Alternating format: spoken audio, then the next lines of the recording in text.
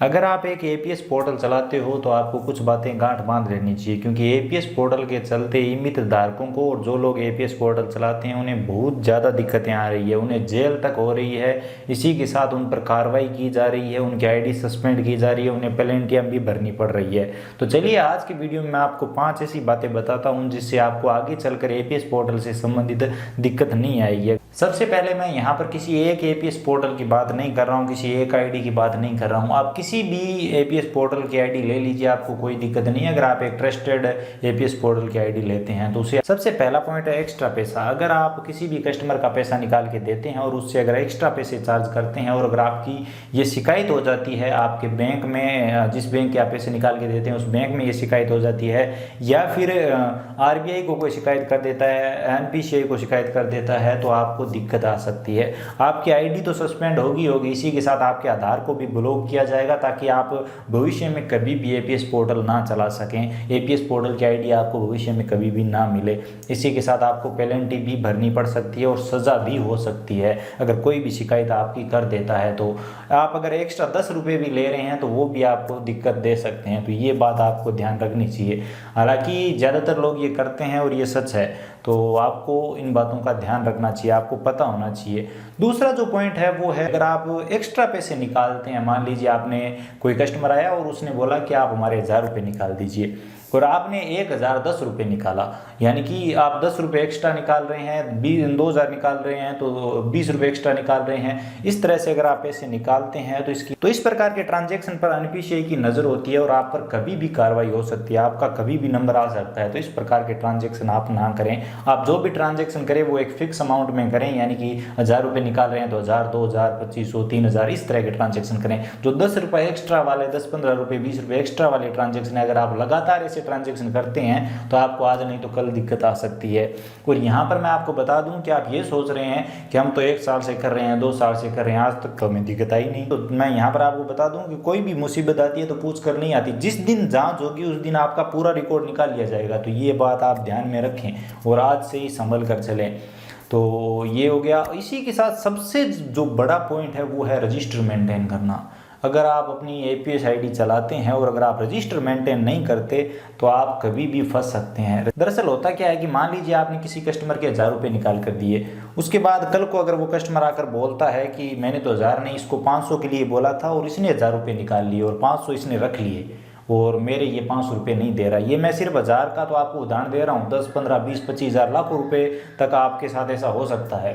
तो अगर कस्टमर ये बोल दे कि मैंने तो इतने ही निकलवाए थे और इसने एक्स्ट्रा निकाली और वो पैसे मुझे दिए ही नहीं, तो आप फंस सकते हैं और आपको वो पैसे भरने पड़ेंगे। इसी आपकी आईडी तो बंद होगी, इसी के साथ आपको जेल की हवा भी खानी पड़ सकती है और आपको वो पैसे भी भरने पड़ेंगे। अगर कोई भी व्यक्ति उसके साथ आकर देखेगा तो वो बोलेगा कि हाँ ये व्यक्ति सच कह रहा है। और अगर आप ऐसे किसी मुद्दे में फंसते हैं तो चाहे आपके कितने भी करीबी क्यों ना हो वो आपका साथ नहीं देंगे, उनको यही लगेगा कि इसने ऐसा ही किया है। तो अगर आप एक रजिस्टर मेंटेन करते हैं जिसमें लिखते हैं कि इस व्यक्ति ने इतनी तारीख को इतने पैसे निकलवाए हैं और इतने पैसे इसके अकाउंट में शेष रहे हैं, और आधार नंबर के लास्ट के 4 डिजिट आप वहाँ पर लगा लीजिए और इसी के साथ उस कस्टमर के हस्ताक्षर भी जरूर कराएं। अगर वो हस्ताक्षर करना नहीं जानता तो उससे अंगूठा भी लगवाएं और अगर उसके साथ में कोई आया है तो उससे भी हस्ताक्षर करवाएं और वो पुष्टि करवाएं। पुष्टि कर लें, पहले ही उसको बता दें कि ये देख लीजिए मैंने इतना लिखा है और मैंने इतने पैसे आपके निकाले हैं।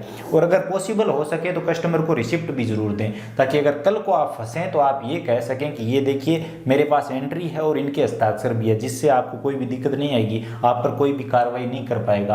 अगर आप ये रजिस्टर मेंटेन करते हैं, अगर आप ऐसा लिखते हैं, हर एंट्री करते हैं, तो आपको कभी भी कोई फंसा नहीं सकेगा। हमारे आसपास भी ऐसे बहुत सारे केस देखे गए हैं जिनमें कहा गया है कि हमने तो 1000 रुपये निकालने के लिए बोला था, इसने हमारे 10,000 रुपये निकाल लिए, हमने तो 10,000 रुपये निकलवाए नहीं। जबकि जो ई-मित्र धारक है या फिर शॉप वाला है उसका कहना है कि इसने 10,000 रुपये ही निकलवाए थे, लेकिन उसके पास कोई एंट्री नहीं, कोई रिसिप्ट नहीं है, तो वो फंस रहा है। और अगर कोई लंबा ट्रांजेक्शन है, पुराना ट्रांजेक्शन है, तो उसको याद भी नहीं रहता।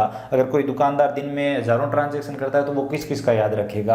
तो अगर आप रजिस्टर मेंटेन करते हो तो वो रजिस्टर आपको बचा लेगा अगर आप ऐसी किसी भी मुद्दे में फंसते हैं। तो ध्यान रखें, अगर आप एक एपीएस पोर्टल चलाते हैं तो रजिस्टर जरूर मेंटेन करें। जो पॉइंट है वो है कस्टमर के मोबाइल नंबर। जब भी आप एपीएस पोर्टल का यूज करें, जब भी आप किसी के पैसे निकाल कर दें तो वहां पर कस्टमर के ही मोबाइल नंबर लगाएं। ज्यादातर केस में ज्यादातर ईमित धारक या फिर जो भी व्यक्ति एपीएस पोर्टल यूज करता है वो क्या करता है कि या तो वहां पर अपने मोबाइल नंबर दर्ज करता है या फिर ऐसे ही कोई गलत मोबाइल नंबर दर्ज करके उसके पैसे निकाल देता है, या फिर बैलेंस इंक्वायरी करता है तो वो भी वैसे ही करता है। तो ऐसे आपको नहीं करना है। अगर कभी भी आपका पैसा अटकता है और अगर कस्टमर के अकाउंट से आपके अकाउंट में आपके वॉलेट में पैसा नहीं आता है तो उस मोबाइल नंबर के माध्यम से आप कस्टमर से संपर्क कर सकते हैं और भी बहुत सारी चीज़ों में आपको वो मोबाइल नंबर सहायता करेगा। अगर वहां पर आपने कस्टमर के मोबाइल नंबर दर्ज किए हैं तो जहां तक पॉसिबल हो सके जब भी आप पैसे निकालें तो कस्टमर के मोबाइल नंबर ही लगाएं।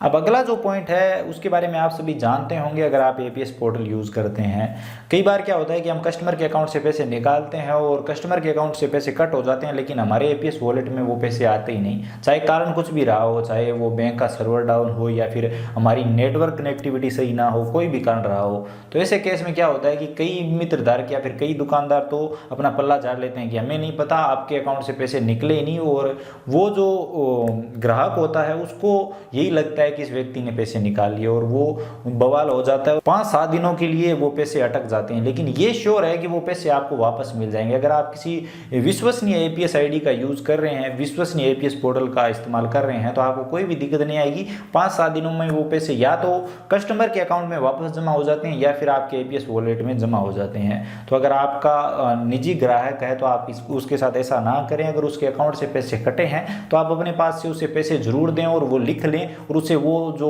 परिस्थिति हुई है उसके बारे में कंप्लीट समझाएं और उसे बोलें कि 5-7 दिनों में अगर आपके अकाउंट में पैसे आते हैं तो आप हमें वापस कर दीजिए, और अगर हमारे वॉलेट में आ जाएंगे तब तो सही है। तो आप इस तरह से कस्टमर के साथ जुड़ाव रखें ताकि आपके कस्टमर खराब ना हो और आपका गलत प्रचार ना हो। अगर आप ये कह देते हैं कि अगर आपके अकाउंट से पैसे कट गए, हमें तो मिले नहीं, हम आपको कैसे दें, तो आपकी बदनामी तो होगी, इसी के साथ आपके ग्राहक भी टूटेंगे। तो एपीएस पोर्टल अगर आप लेने की सोच रहे हैं तो ये आप ध्यान में रखें, ये सभी के साथ होता है और जरूर होगा, आपके साथ भी कभी ना कभी जरूर होगा।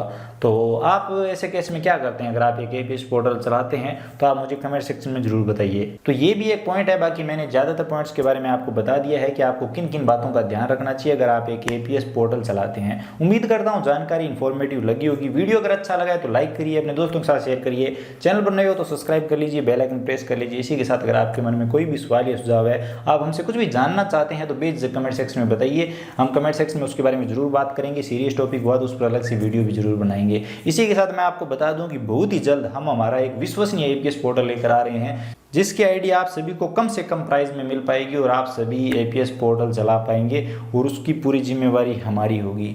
हम पूरी तरह से कोशिश करेंगे कि आपको उस एपीएस पोर्टल में कोई भी दिक्कत ना हो। जो आजकल एपीएस पोर्टल में परेशानियां आ रही है वो सभी परेशानियां उस पोर्टल में आपको नहीं देखने को मिलेगी। ये पूरी कोशिश करेंगे हम, और हम आपके लिए बहुत ही जल्द ऐसी एक आईडी लेकर आ रहे हैं।